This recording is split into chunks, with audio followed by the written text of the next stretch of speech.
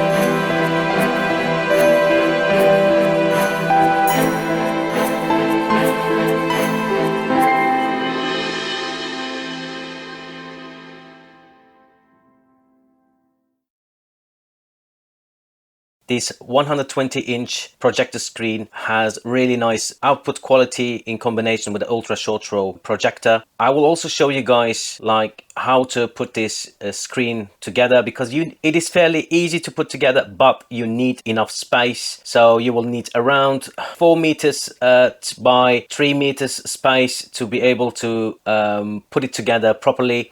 I had really narrow space, so it was not an easy task to do it, but I succeeded, and this is the end result. So it is on my wall, and as you guys can see that there is not enough space on the left and the right. Well, it doesn't matter because the screen is on there. So I have like 15 centimeters on one side and around 20 centimeters on the other side. So anything above this size would have not fit in there.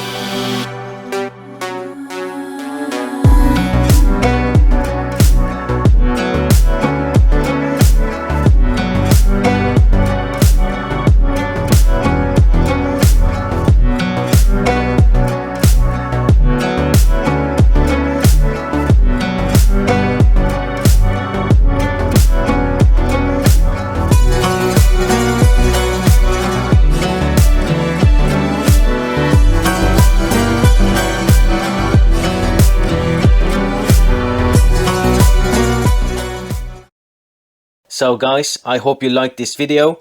Subscribe to my channel if you would like to see more content like this in the future. Bye!